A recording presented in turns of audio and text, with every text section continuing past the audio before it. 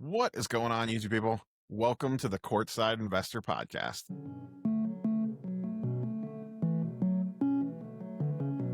I'm 1000% biased on this.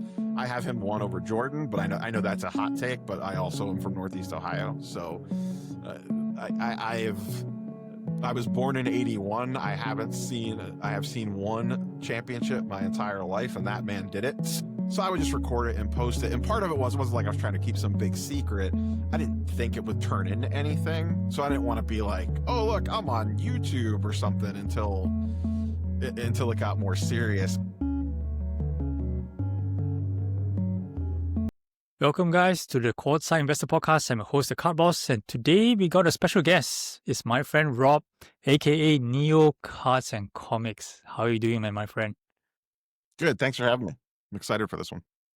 Awesome, man. We connected years back when we were both into Marvel cards, and then we share similar interests in Magic the Gathering as well. So it's finally nice to have a conversation at long last, man.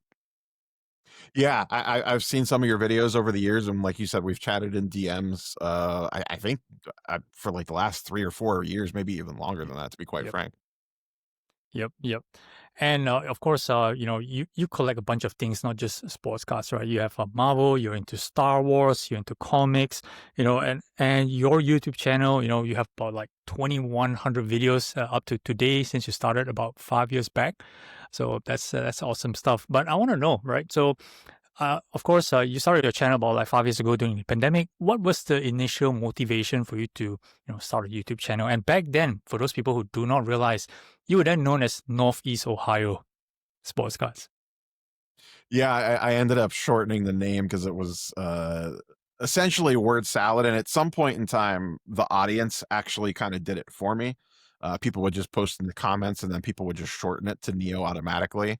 So when I got more in the comic books and I decided to kind of like rebrand, I was like, well, let me just shorten this up a little bit and then add the comics on the end. But to answer your question, why it started was you got to rewind.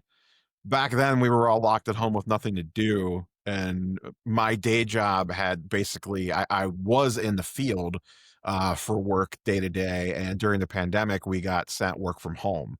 So all of a sudden, I had a lot more time on my hands. And I also, as part of the work from home, they assigned me, part of my job is to do trainings, usually in person. We couldn't do that because of the pandemic. So they tasked me with basically creating from scratch training videos, which I had never done any of this before, but I was tech savvy. So they figured I could figure it out.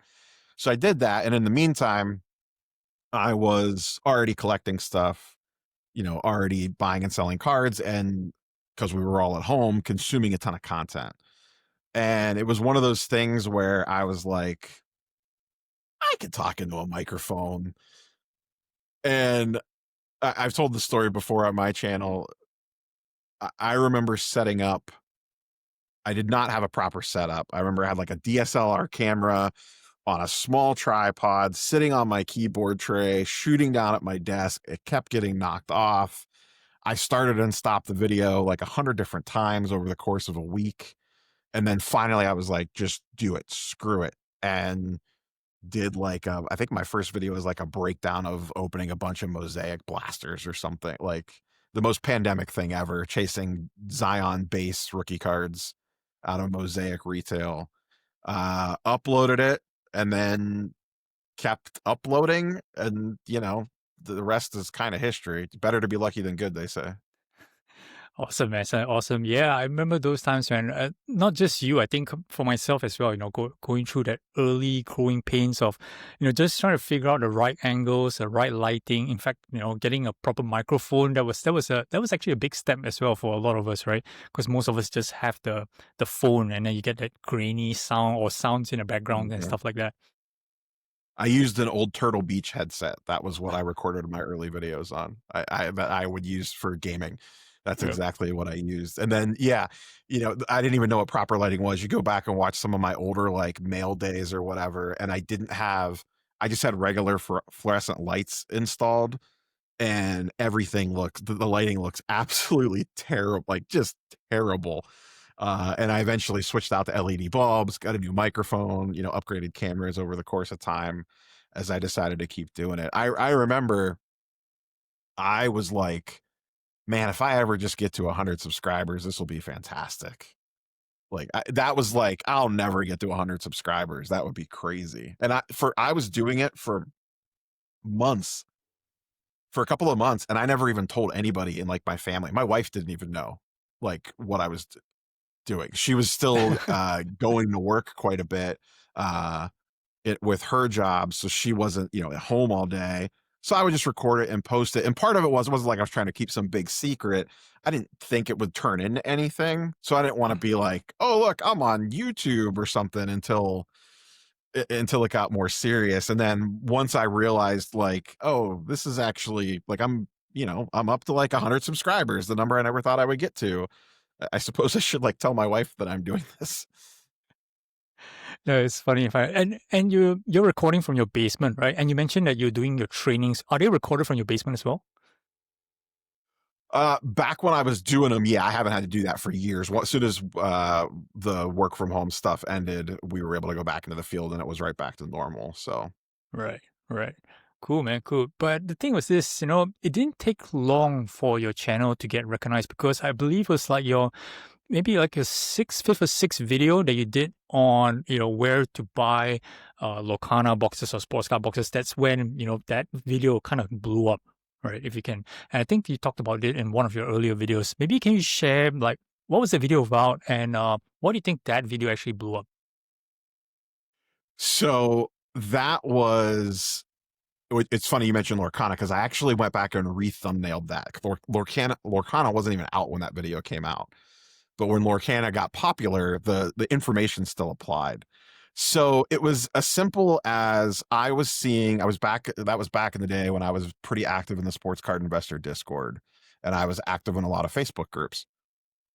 And you kept seeing people posting about retail restocks and like what day does Target restock, what day does Walmart restock. And locally, because I was work from home, I had kind of cracked the code on, oh, okay, like this vendor records on the restocks the store on this particular day. And I knew generally around what time they did. I would literally just go check the store each day. I would just go out in the morning and be like, oh, it wasn't restocked today. Okay. And then I would go back the next day, rinse and repeat. And then I would be like, oh, it restocked today. And then I would test the theory again the next week. And people are creatures of habit. So of course it got restocked at the same day around the same time. So basically, I just threw all that information in a video of kind of how I did it. Of just literally just, hey, you got to put the time in, you got to put boots on the ground and just go check the store every day.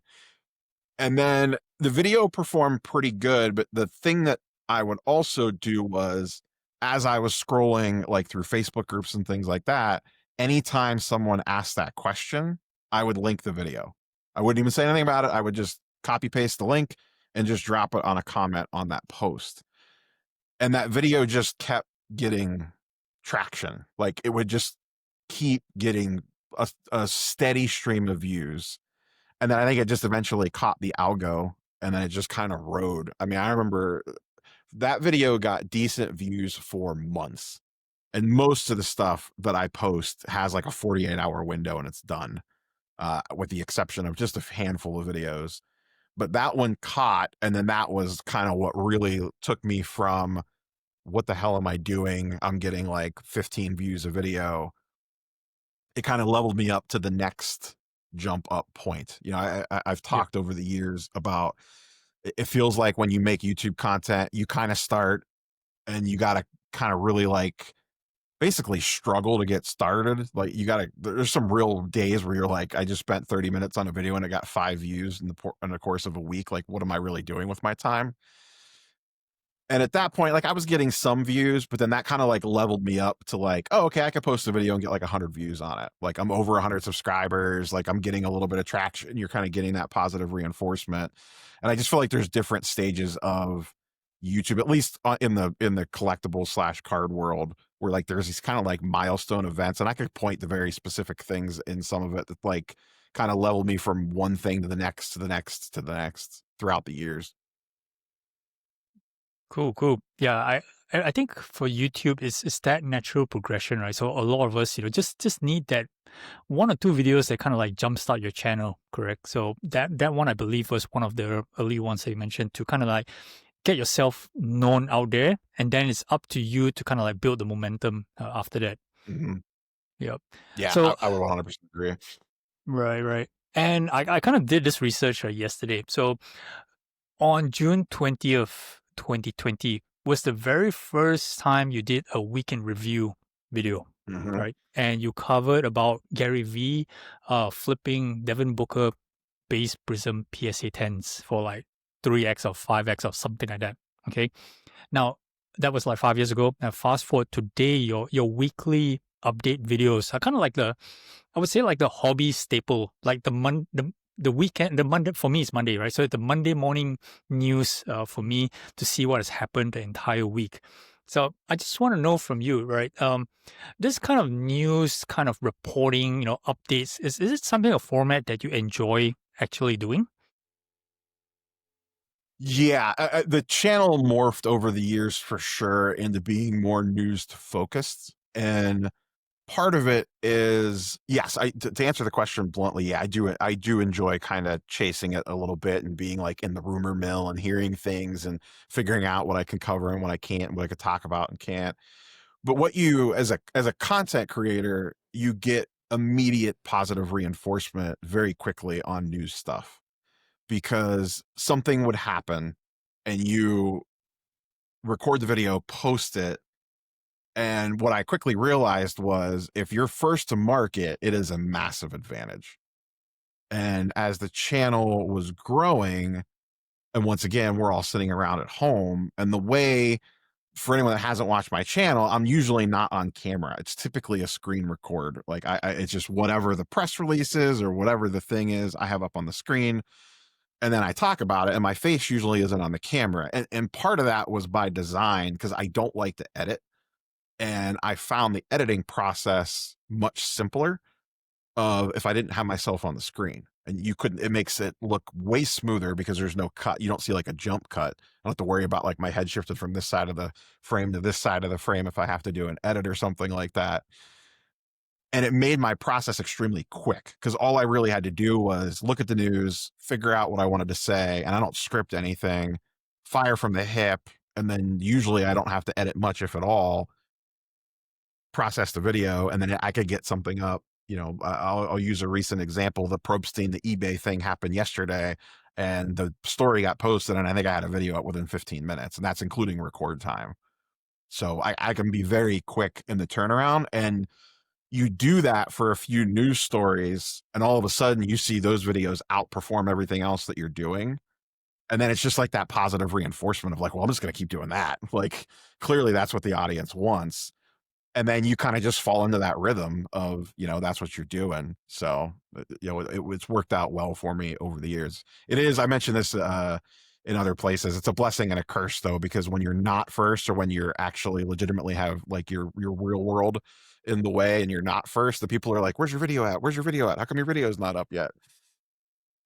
Yeah, you're right, man. You're right. Because I definitely follow you for being first with all the news, and then when you see subsequent videos on your feed from other people, talking about the same thing. Maybe they'll have their own thoughts and views about it, but I know what's going on already, so I'm not gonna click in. So being first is super important in this case.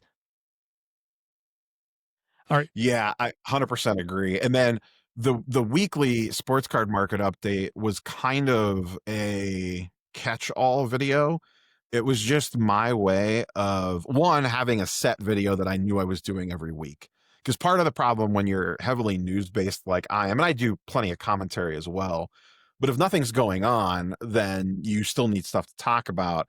But a lot of times things would pop up that was like, oh, I want to give my 2 cents on this, but it's not worth a 10-minute video. Like I have like a Right. 3-minute take on this, on Panini getting the WNBA license. Like I don't need to do a full 10-minute video on that, but I'd like to shoot for 2 minutes on that.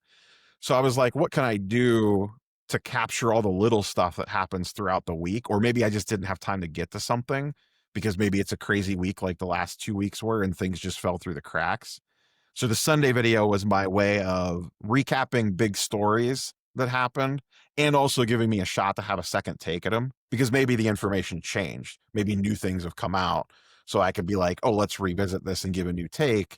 And it also gave me the ability to hit on a bunch of those smaller things that I didn't talk about in a standalone video. And it was just a nice way to kind of wrap up the end of the week. And I get more, like when I'm at shows and stuff and people approach me, I get more. That video doesn't always get like the most views in a week, but I get more comments about the Sunday video than I do any other video that I post by a mile. Like Right, more right. people approach me who are like, man, I just love the Sunday video. Like the Sunday video is fantastic. I get way more of that than any other video that I do. Definitely, man. I think I share the same sentiment as well. I feel that that Sunday video is kind of like the complete video. Like of course you have all these bits and pieces that happens throughout the week. The different fragments, and of course, not only yourself, but other people tend to elaborate, sometimes over extensively on certain topics, right? But that Sunday video kind of like just has a right amount of information that you want on all the things that's been happening the entire week. So that's awesome for me as well. But I want to touch on, like, you mentioned before that the hobby goes through certain cycles of news, the shield bidding, you have talk about, scandals, bubble bursting, all those news come and go often. And a lot of people tend to react, say, oh no, here's this thing again, this thing's repeating. But at the same time, why do you think the hobby actually loves these kind of news? I mean, I don't think it's just a hobby. I think it's just people in general, like the negative, the clickbait, the drama, like especially the last 2 or 3 weeks. It If you want to keep it hobby specific, it almost feels like people love the drama more than the cards themselves. I've talked about this for years now. I could post a video showing off, like, here's the 10 best cards in my collection. And anyone that does YouTube knows what the little 10 out of 10 list means. Like, it shows your last 10 videos and how they performed. And I know that video is going to clock in at 8, 9, or 10 out of 10. It's going to be at the bottom of the list 95% of the time, unless I really clickbait the hell out of the title and thumbnail. I could post the same video, or not the same video, but I could post a video that's about PSA turnaround times that takes no research, very little effort. Just, oh, look, PSA turnaround times are worse. This is what it means. And it takes me no time to record it. And it'll be 1 out of 10 or like 2 out of 10. So it's kind of a self-fulfilling prophecy, because once again, if you're a content creator, why a certain number of content creators, you want to be rewarded for the work that you put in. So if you do some big elaborate video about the history of collecting or the history of a certain card, it's probably not going to perform well for most folks. Now, if you're someone like Adam Gray, who you had on recently, that's a different story. His audience is built for that. But most people, their audience is not built for that. Like, he's curated his audience. They want to go to him for, hey, give me the history of Kobe Yep. Bryant rookie cards, or whatever the Uh-huh. case might be. Same like Victor, the rookie card specialist.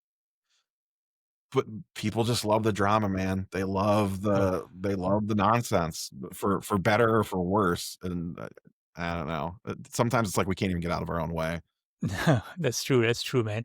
And you've done a lot of these dramas, news, and you the way that you do is you subtly, put in your opinions, you put in your little pokes here and there. It's not too outright trying to say negative things and things like that, but you do sneak in that little pokes.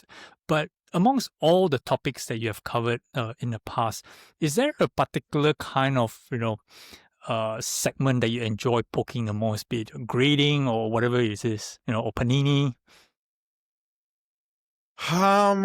Probably grading, because I just feel like I talk about that more than any of the other stuff. And that was something that early on got me a lot of traction, was talking about grading, like the breakdown of the various grading companies. And I'm probably more in tune with grading and the grading companies than probably anything else out there, I would say. So that's probably the easiest one for me to talk about, just because I have a wide knowledge base on that. I feel like I feel pretty good pontificating on the various grading companies and their various different things that they do, both good and bad. And I try to, you kind of hit on it there a little bit. I try to present both sides, and I will like often flip things around on things that people are like mad about and be like, listen, I understand why you're mad, but like, here's the other side of it. You might not want to hear this, but like, this is why this is like this. People don't always like that, but I try to, and that's one thing that I do hear a lot is like, even from companies themselves, not even grading companies, just in general, they'll say like, you're critical of us, but at least you're fair about it. Right. Right. Is there any, and like for example, let's say shoe bidding is the one that been talked about lately, right? And a lot of people love to take steps at the different parties, be it Snipe or Fanatics or whatever, right? So, is there any particular topic that you enjoy stabbing as well?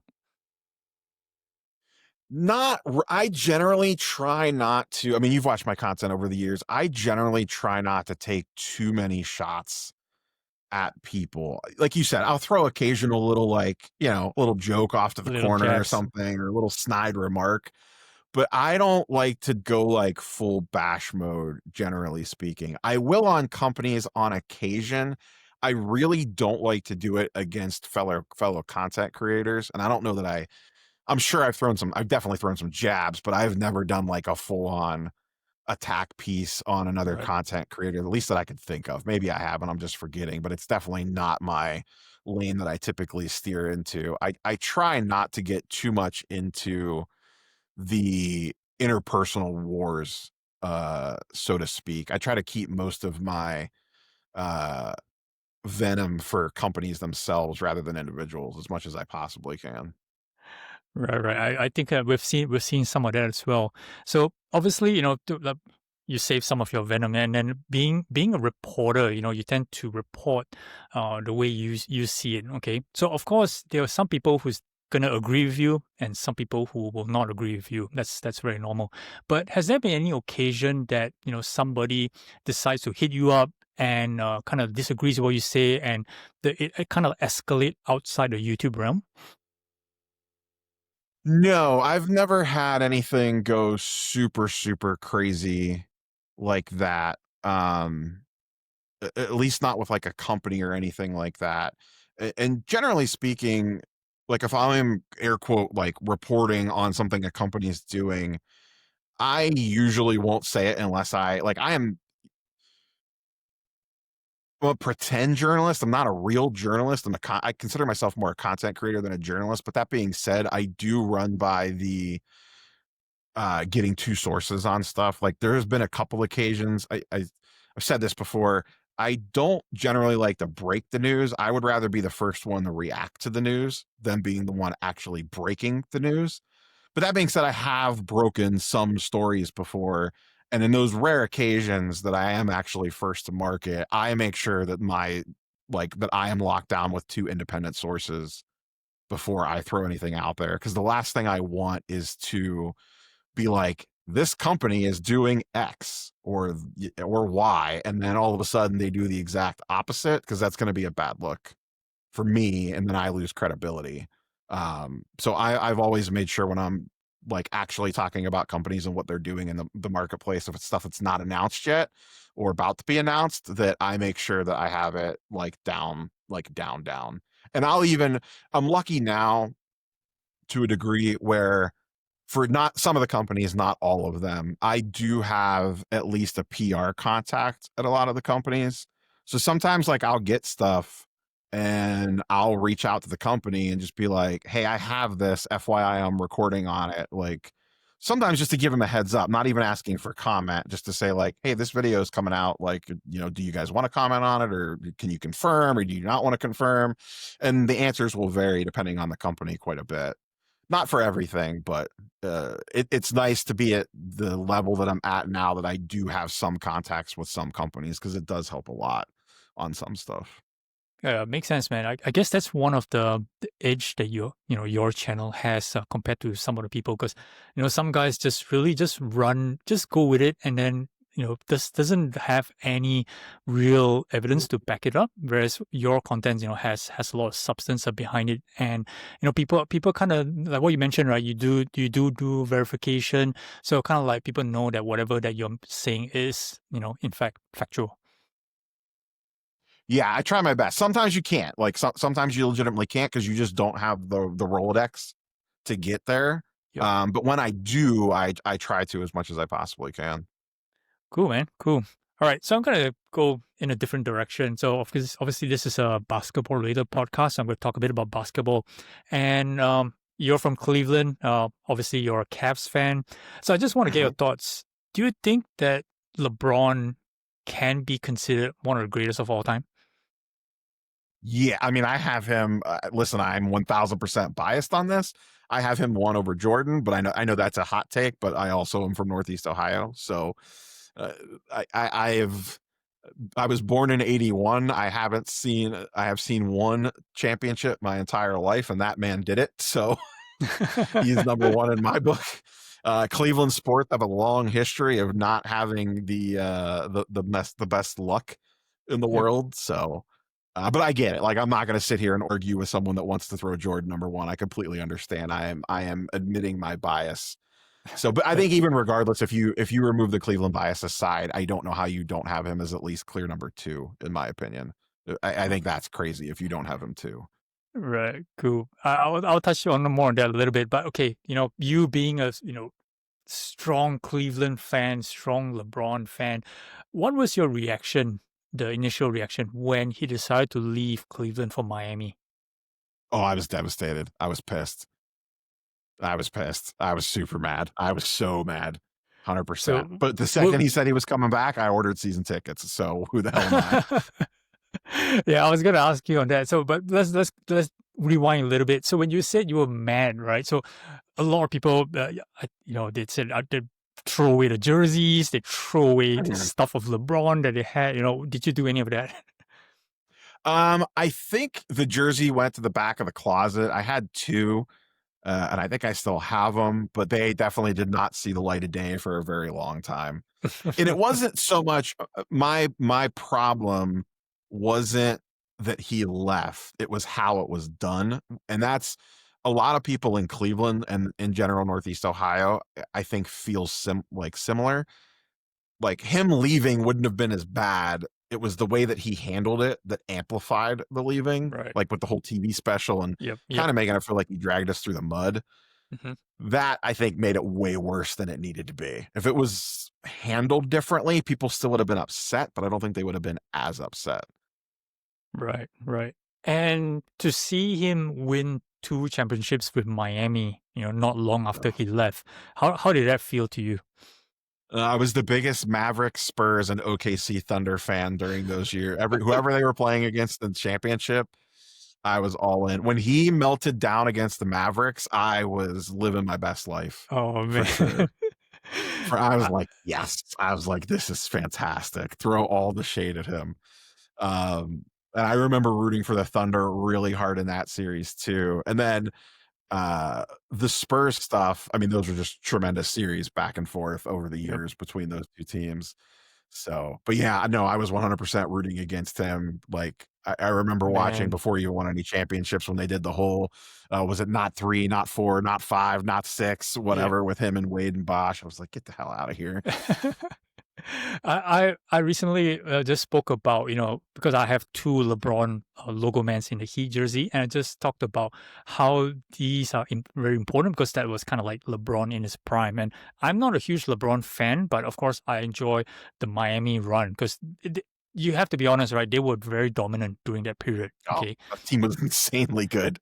Of course. The team Okay. was so good, and he was Yeah. so good on it, especially was that year 2 or year 3 when he, like, I forget what his field goal percentage was, but it was insane Yeah. when he was just dominating inside in the mid-range.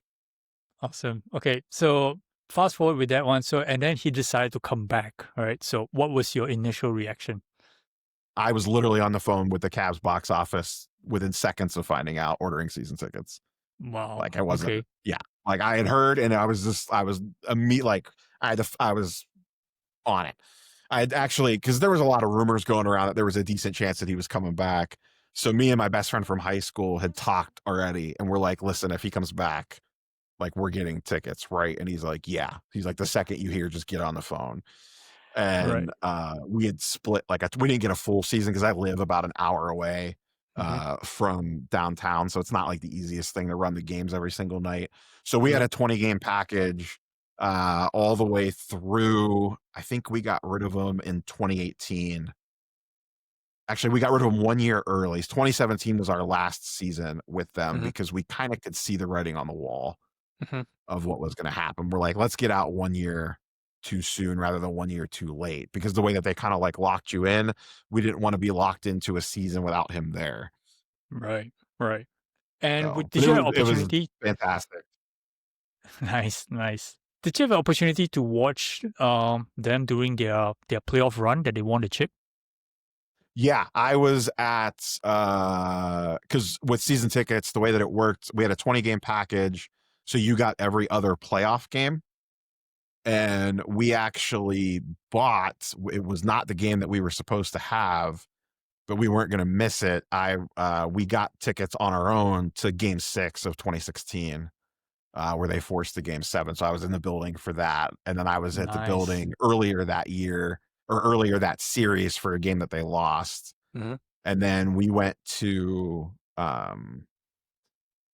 I basically went to one finals game the previous year that they were in, when they lost to the Warriors Hmm. uh the first time through. We went to one, we had tickets to 2 finals games. We went to the first one because it was the first finals game back, and then we had tickets to the next one, and you could tell the way that series was going. Like, Yep. Kyrie Yep. was hurt, Kevin Love was hurt, Yep. Dellavedova was getting IV drips while he was on the Yep. court. He was playing so many minutes. Like, we all knew what was going to happen. So we actually sold tickets to that game. And I remember back then, the season ticket price was so cheap. The face value on our tickets was like $75 Oh, for, I think it okay. was game 5. It was the game that they clinched. It was a game the Warriors clinched. That's also Right. why we didn't want to go. We didn't want to see him celebrate on our court. At least Right. I think that it was. It was a long time ago.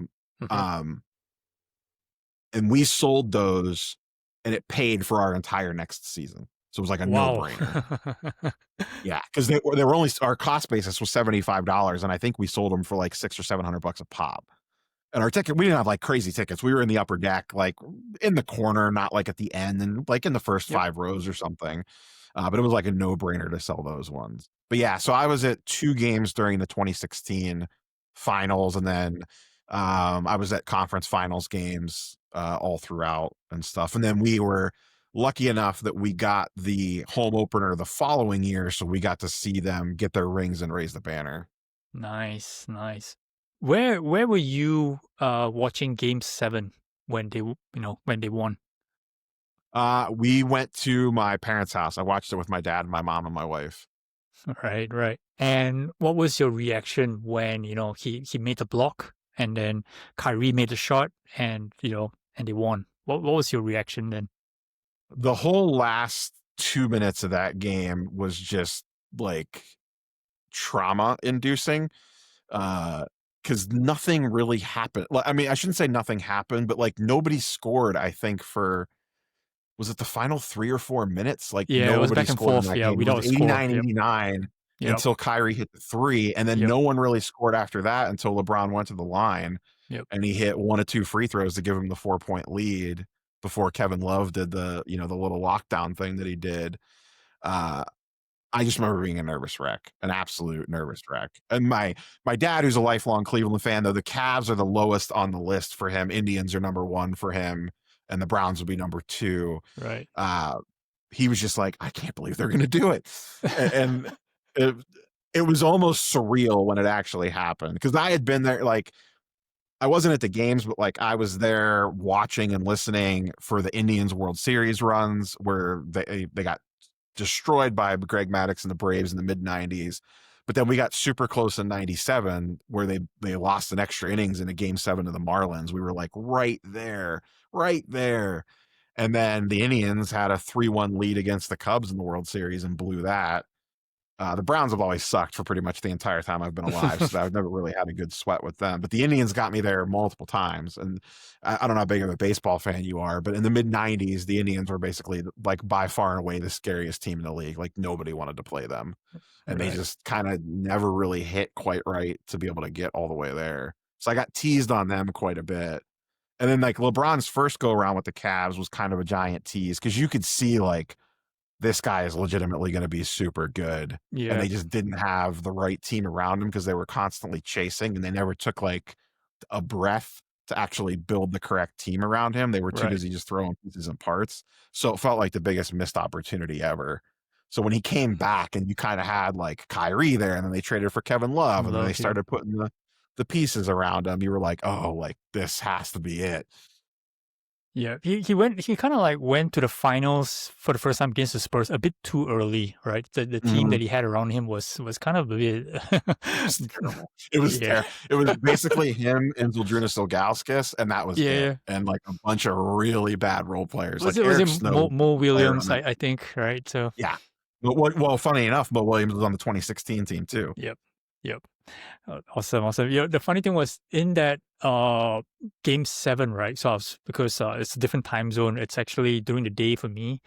We had it played up. The game played on our office TV. So we had a big screen in the office, and it was showing on screen. It's because a lot of people in my office were all Warriors fans, right? So they're all cheering for Warriors to win that game 7.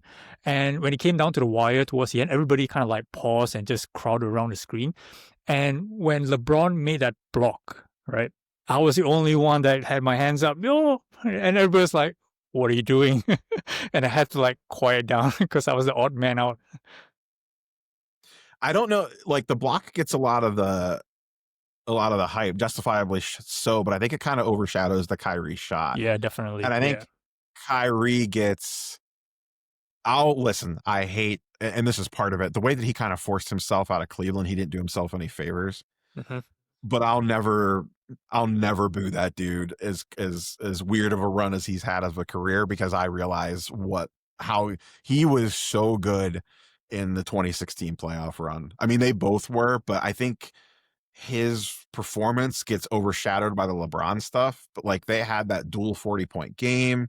I mean, Kyrie was an absolute monster during the 2016, really the season entirely, but he had some finals games that were just absolutely wild, but it gets overshadowed because LeBron gets the spotlight on everything. So, but yeah, the Nice. Kyrie Irving shot, I think is just, I think I yelled just as much as that as I did the LeBron block. The block, it just had like the Kyrie shot, you could see it like happening.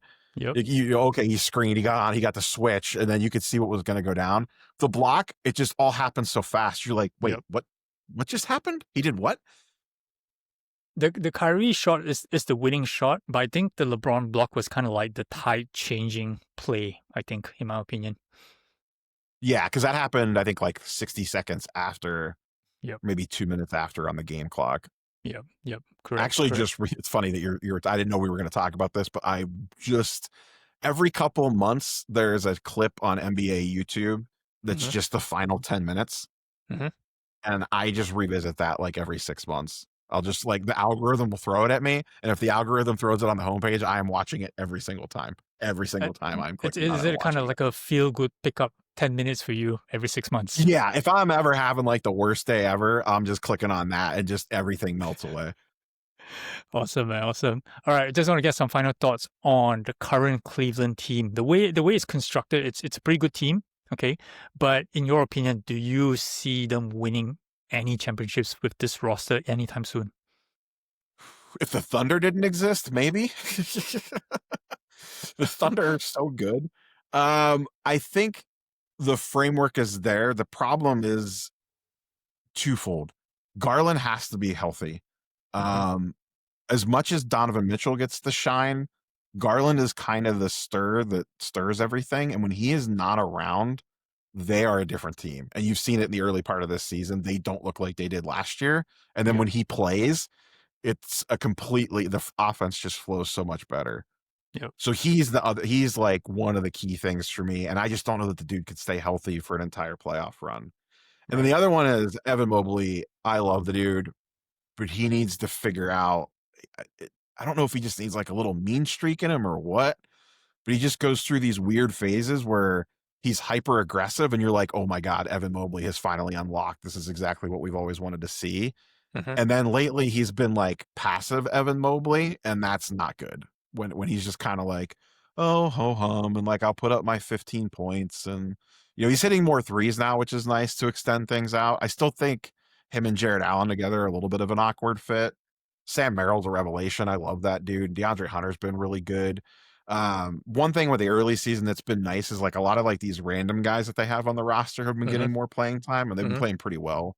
Like Jalen Nice. Tyson looks like a really good find. Sam Merrill, who they extended, is amazing, like just a knockdown shooter Yep. when he's healthy. They got this new dude, like I forget his first name, Tomlin, that they signed out of like the Rucker League, like that's been playing really good in limited minutes. But I honestly think it comes down to Garland and Mobley. You know what you're getting out of Donovan Mitchell. He's fantastic. I Right. think it Right. really comes down to those two. Can Garland stay healthy, and can Mobley just figure it out? Like you could see it. He shows the flashes of this dude could be legitimately really, really good. And then Mm-hmm. he kind of goes into the shell for couple games on end, and then you're like, what are we doing, Mobley? Come on. Well, if you look at the current East standings, it's a bit all right. So you have Detroit at number 1, and then you have Toronto at number 2. You got Miami at number 3, and then you got the Cavs, right? So, the opportunity for them to climb is it's really great. So, it's quite a weird NBA season on the Eastern side, if you ask me. Mhm. For sure. Yep. For sure. I do think the Detroit thing is real. I don't know about number 1 seed, but that team's Yep. really good. And they're Yep. JB Bickerstaff, he was the coach in Cleveland for a few Mm-hmm. years. Yep. He gets guys to buy in and play hard for him. Yep. His offense sometimes is a little suspect, but he gets buy-in from his teams. He did the Cavs were the same way. I mean, Mm-hmm.